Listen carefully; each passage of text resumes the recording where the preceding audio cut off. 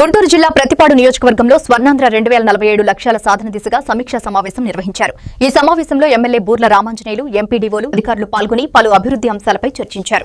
పంచాయతీ సర్పంచుల కాలపరిమితి ముగిసిపోవడంతో ప్రత్యేక అధికారుల పాలనపై సమీక్ష జరిపారు. గ్రామాల్లో తాగునీరు, సైడ్ డ్రైన్లు, సీసీ రోడ్లు, శానిటేషన్, విద్యుత్ వంటి మౌలిక సదుపాయాలపై ప్రత్యేక దృష్టి పెట్టాలని ఎమ్మెల్యే సూచించారు. అలాగే పీఎం సూర్యఘర్ పథకంపై కేంద్ర ప్రభుత్వం అందించే సబ్సిడీలు, ముఖ్యంగా ఎస్సీ, ఎస్టీ లబ్ధిదారులకు ప్రత్యేక ప్రయోజనాలపై అధికారులతో సమావేశం నిర్వహించారు.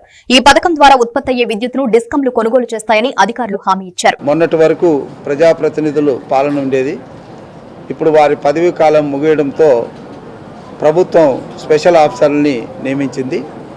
ప్రతి పంచాయతీకి కూడా స్పెషల్ ఆఫీసర్స్ ఉన్నారు, మండలాలకు కూడా స్పెషల్ ఆఫీసర్స్ ఉన్నారు. సో వీళ్ళందరినీ మనం సమావేశపరిచి ఇప్పుడు అక్కడ ఎండాకాలంలో వెంటనే చేయాల్సినటువంటి పనులు, ముఖ్యంగా కరెంటు విషయం కానీ, మంచినీళ్ళ విషయం కానీ, శానిటేషన్కి సంబంధించి కానీ, రోడ్లకు సంబంధించి కానీ, మౌలిక వసతులు ఏమున్నా కూడా వాళ్ళకు సంబంధించినటువంటి నిధులను ఖర్చు పెట్టే విషయంలో, అదేవిధంగా P4 విధానం అమలు పరిచేటటువంటి విషయంలో, మరి సంక్షేమ కార్యక్రమాలు అమలు పరిచే విషయంలో, అభివృద్ధి కార్యక్రమాలు అమలు పరిచే విషయంలో ఇప్పుడు స్పెషల్ ఆఫీసర్లుగా ఉన్నటువంటి వాళ్ళు ఒకవైపు ప్రజాప్రతినిధులకు ఉన్న అధికారాలు ఉన్నాయి, అధికారులుగా ఉండాల్సినటువంటి అధికారాలు కూడా ఉన్నాయి. కాబట్టి సమర్థవంతమైనటువంటి పాలనతో ప్రజలకు అందించాల్సినటువంటి సేవలు శీఘ్రంగా అందాలి, ప్రభుత్వానికి మంచి పేరు తీసుకురావాలి, వారి అందరికీ సహకరించడానికి మేము ఎప్పుడు సిద్ధంగా ఉంటామని తెలియజేయడానికి ఈరోజు ఈ కార్యక్రమాన్ని ఏర్పాటు చేశాం. సో దీనికి సంబంధించి ప్రజల్లోకి అవగాహన కల్పించే విషయంలో ఇప్పుడు ఏజెన్సీలు ఎవరికి వాళ్ళు పనిచేయడం వల్ల ఈ ప్రాబ్లమ్స్ వచ్చాయి. అందుకే మేము ఏజెన్సీలు అందరినీ కూడా పిలిపించి ఎస్సీ ట్రాన్స్కో ఆధ్వర్యంలో ఒక బహిరంగ మీటింగ్ పెడతాం.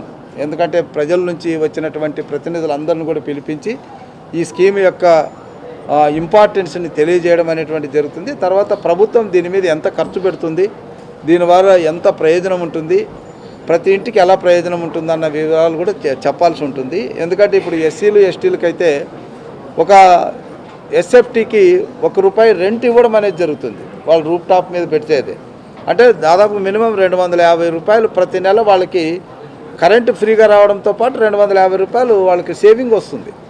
కాబట్టి ఇది కూడా మరి 25 సంవత్సరాలు అంటే దాదాపు లక్షల్లో వస్తుంది. ఇవన్నిటిని కూడా తెలియజేయాల్సిన అవసరం ఉంది. తర్వాత వాళ్ళలో ఉన్నటువంటి కొన్ని వర్షాకాలంలో ఏమైనా ఇబ్బంది, వర్షాకాలంలోకి దీనికి సంబంధం ఉండదు, ఇది గ్రిడ్కి వెళ్తుంది. గ్రిడ్ నుంచి మామూలుగా కరెంట్ రావాల్సినటువంటి సందర్భంలో కరెంట్ వస్తుంది. కాబట్టి దీనికి సంబంధం లేదు. వాటన్నిటిని కూడా వివరించి దీన్ని ప్రజల్లోకి తీసుకెళ్తాం.